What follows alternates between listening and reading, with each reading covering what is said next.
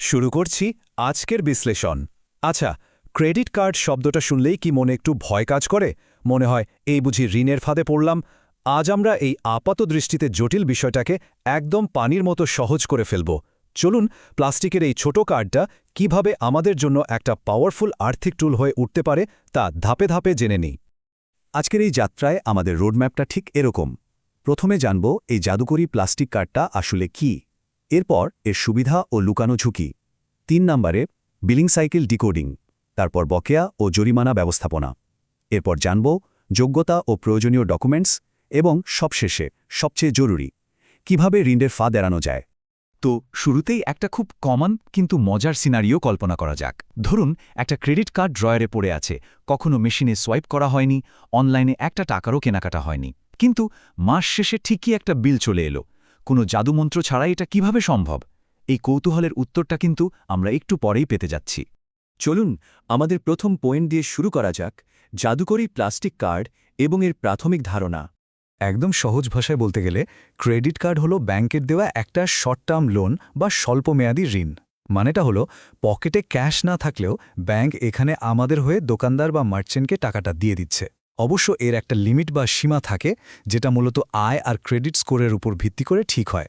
ধরুন স্ট্যান্ডার্ড ৫০,০০০ টাকার একটা লিমিট, অর্থাৎ পকেটে ১ টাকা না থাকলেও এই লিমিট পর্যন্ত শপিং করা একদম পসিবল। এবার আসা যাক আমাদের দ্বিতীয় সেকশনে। এই কার্ডের সুবিধা আর লুকানো ঝুঁকিগুলোর যে দ্বিমুখী স্বভাব আছে সেটা নিয়ে কথা বলা যাক। এই প্লাস্টিক কার্ডের আসলে মুদ্রার এপিটোপিটের মতো দুটো আলাদা দিক আছে।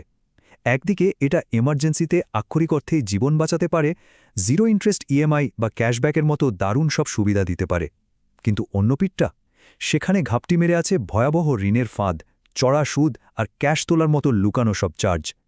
একটু অসতর্ক হলেই কিন্তু এই আশীর্বাদটাই গলার কাটা হয়ে দাঁড়াতে পারে। আমাদের ৩ নম্বর পয়েন্টটা ভীষণ জরুরি, বিলিং সাইকেল ডিকোডিং বা কার্ডের সময়ের হিসাব বোঝা। এই টাইমলাইনটা একদম মাথার ভেতর গেঁথে নেওয়া উচিত। ধরুন ১ মাস ধরে কার্ডে নানা কেনাকাটা হলো, এরপর মাস শেষে জেনারেট হলো একটা মাসিক স্টেটমেন্ট বা বিল। এরপরই আসে সবচেয়ে ইন্টারেস্টিং পার্ট, ১৫ থেকে ২৫ দিনের একটা গ্রেস পিরিয়ড। এই ম্যাজিক্যাল সময়টার মধ্যে যদি পুরো বিলটা ক্লিয়ার করে দেওয়া যায়, তাহলে কিন্তু ব্যাংকে অতিরিক্ত ১ পয়সাও সুদ দিতে হয় না, একদম জিরো ইন্টারেস্ট।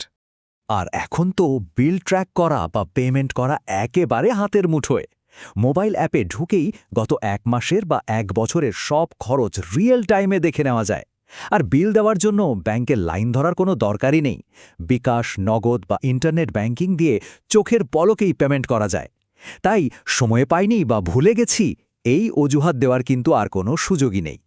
কিন্তু যদি সত্যি ডেডলাইন মিস হয়ে যায়, সেটাই আমাদের ৪ নম্বর পয়েন্ট, বকেয়া ও জরিমানা ব্যবস্থাপনা। স্ক্রিনের এই নাম্বারটা একটু খেয়াল করুন তো, ২০ থেকে ২৭%, মাথা ঘোরানোর মতো একটা ফিগার, তাই না? ঠিক সময়ে বিল না দিলে ব্যাংকগুলো ঠিক এই পরিমাণ বার্ষিক সুদ চার্জ করে। সাধারণ যে কোনো ব্যাংক লোনের সুদের হারের চেয়ে এটা কিন্তু অনেক অনেক বেশি। এখানে একটা খুব কমন ফাঁদের কথা বলতেই হয়, মিনিমাম ডিউ বা ৫% বিল দেওয়ার ফাঁদ। অনেকেই ভাবেন শুধু ৫% দিয়ে দিলেই তো হলো, কিন্তু আসল সত্যিটা হলো ওই বাকি টাকার উপর প্রতিদিন চক্রবৃদ্ধি হারে সুদ বাড়তে থাকে। অন্যদিকে ডেডলাইন পার করে পেমেন্ট করলে শুধু যে ৫০০ থেকে ১,০০০ টাকা লেট ফি আর তার উপর ১৫% ভ্যাট কাটে তা নয়, সিআইবি স্কোর বা কেন্দ্রীয় ব্যাংকের ক্রেডিট রেকর্ডও মারাত্মকভাবে ড্যামেজ হয়। আর এই রেকর্ড খারাপ হলে ভবিষ্যতে বাড়ি বা গাড়ির লোন পাওয়াটা একেবারে অসম্ভব হয়ে যেতে পারে। মনে আছে একদম শুরুতে আমরা একটা প্রশ্ন করেছিলাম, ড্রয়ারে পড়ে থাকা কার্ডে বিল আসে কিভাবে? উত্তরটা হলো এই হিডেন বা লুকানো চার্জগুলো। কার্ড একবারও ব্যবহার না করলেও তাতে বার্ষিক ফি, এসএমএস অ্যালার্ট চার্জ আর সেগুলোর ওপর ১৫% ভ্যাট নীরবে যুক্ত হতে থাকে। তবে হ্যাঁ, এর একটা দারুণ সমাধানও আছে। বছরে যদি একটা নির্দিষ্ট সংখ্যক লেনদেন করা যায়, ধরুন ১৫ কি ১৮ বার ট্রানজ্যাকশন, তাহলে বেশিরভাগ ব্যাংকই এই ফিটা পুরোপুরি ওয়েভ বা মওকুফ করে দেয়।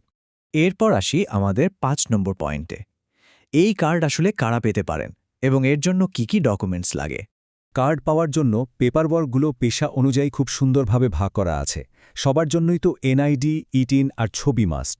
এর পাশাপাশি যারা চাকরিজীবী তাদের ১৫ থেকে ২০,০০০ টাকার বেতনের প্রমাণ হিসেবে পে স্লিপ দিতে হয়।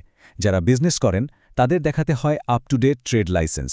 আর যারা ফ্রিল্যান্সিং করেন তাদের জন্য লাগে পেওনিয়ারের এনক্যাশমেন্ট হিস্ট্রি। কিন্তু ধরুন আয়ের কোনো ফর্মাল ডকুমেন্টস নেই, তাহলে কি হবে?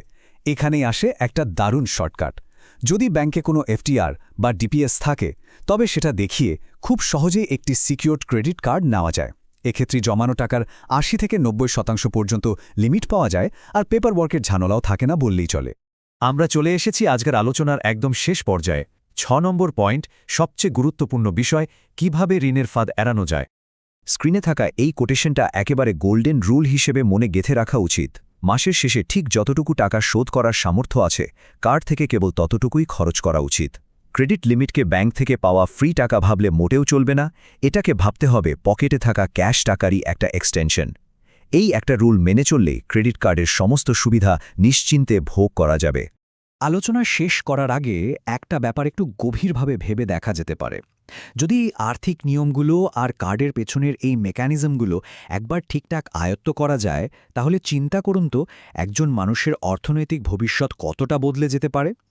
সঠিক আর্থিক শৃঙ্খলা থাকলে এই ক্রেডিট কার্ডই ঋণের ফাঁদ না হয়ে বরং অর্থনৈতিক স্বাধীনতা আর মজবুত একটা ভবিষ্যৎ গড়ার সেরা হাতিয়ার হয়ে উঠবে। বিষয়টা বেশ ইন্টারেস্টিং, তাই না? আজ এখানেই শেষ করছি।